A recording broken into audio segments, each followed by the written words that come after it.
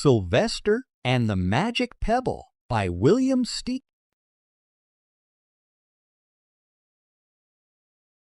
Sylvester Duncan lived with his mother and father at Acorn Road in Oatsdale. One of his hobbies was collecting pebbles of unusual shape and color. On a rainy Saturday during vacation, he found a quite extraordinary one. It was flaming red, shiny, and perfectly round, like a marble. As he was studying this remarkable pebble, he began to shiver, probably from excitement, and the rain felt cold on his back. "I wish it would stop raining," he said. To his great surprise, the rain stopped. It didn't stop gradually as rains usually do. It ceased. The drops vanished on the way down. The clouds disappeared. Everything was dry, and the sun was shining as if rain had never existed. In all his young life, Sylvester had never had a wish gratified so quickly. It struck him that magic must be at work, and he guessed that the magic must be in the remarkable-looking red pebble, where indeed it was. To make a test, he put the pebble on the ground and said, "I wish it would rain again." Nothing happened. But when he said the same thing holding the pebble in his hoof, the sky turned black. There was lightning and a clap of thunder, and the rain came shooting down. He wished the sunshine back in the sky, and he wished a wart on his left hind fetlock would disappear, and it did, and he started home, eager to amaze his father and mother with his magic pebble. He could hardly wait to see their faces. Maybe they wouldn't even believe him at first. "What a lucky day this is," thought Sylvester. "From now on, I can have anything I want. My father and mother can have anything they want.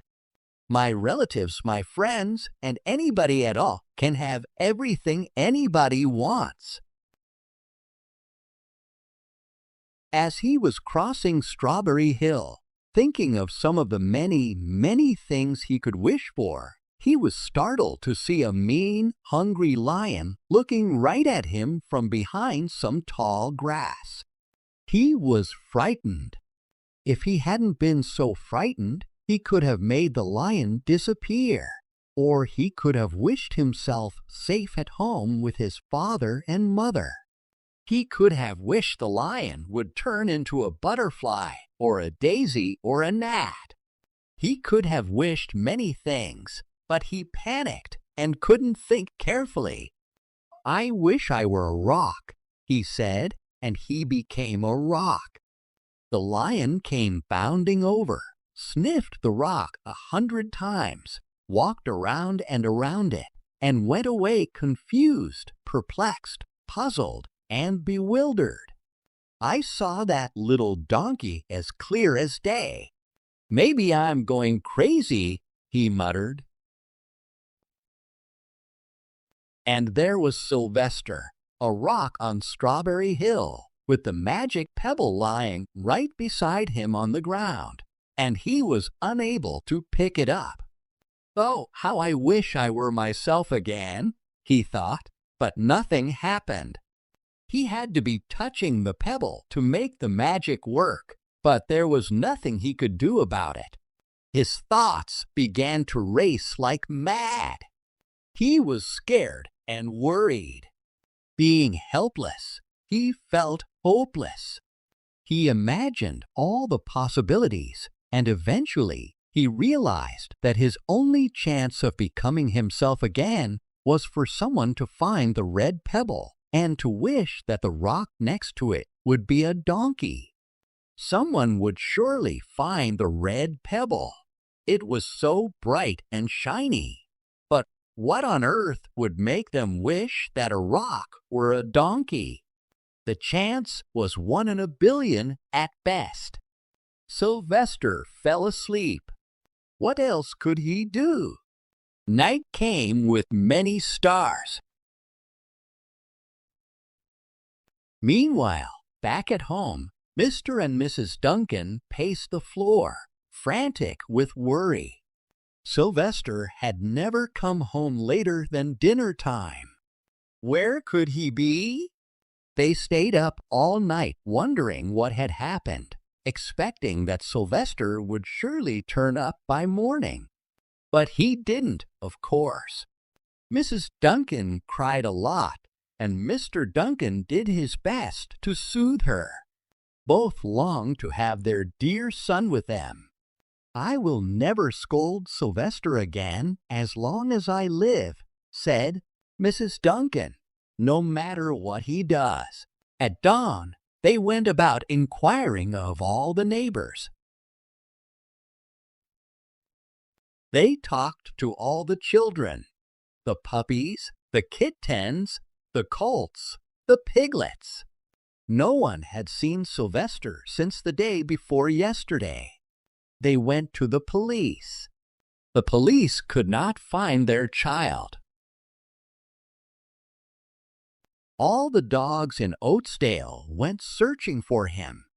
They sniffed behind every rock and tree and blade of grass, into every nook and gully of the neighborhood and beyond, but found not a scent of him. They sniffed the rock on Strawberry Hill, but it smelled like a rock. It didn't smell like Sylvester.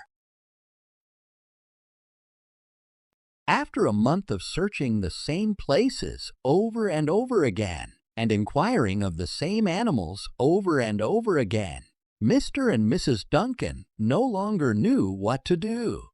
They concluded that something dreadful must have happened, and that they would probably never see their son again, though all the time he was less than a mile away.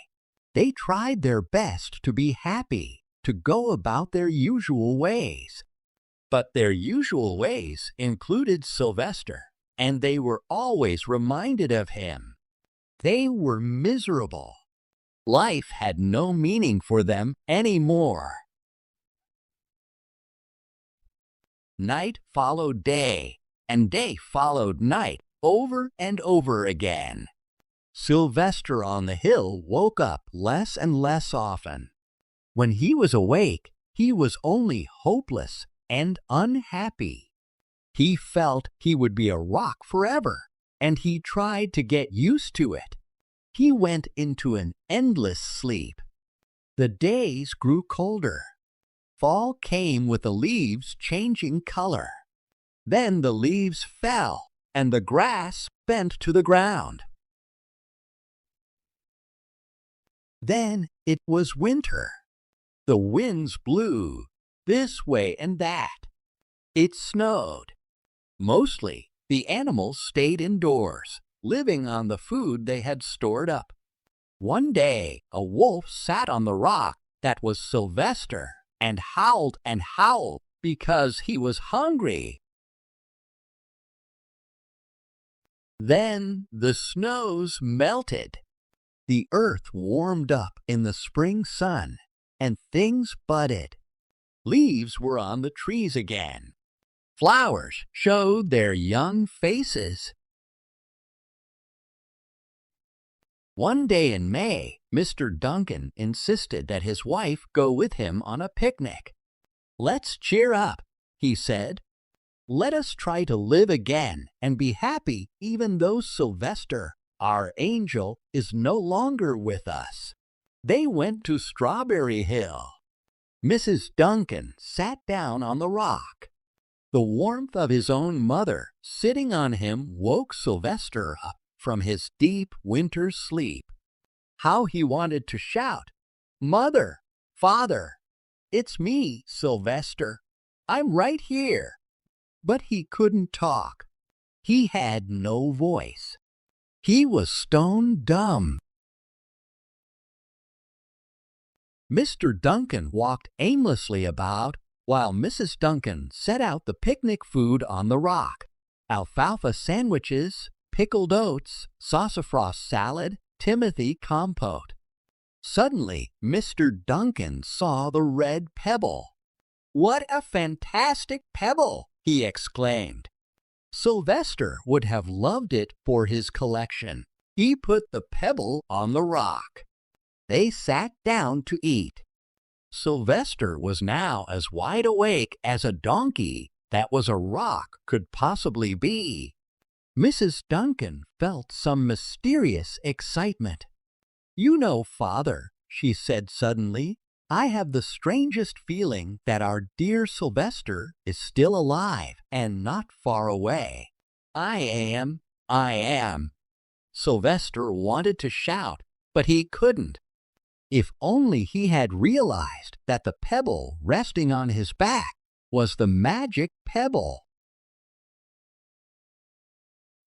"Oh, how I wish he were here with us on this lovely May day," said Mrs. Duncan.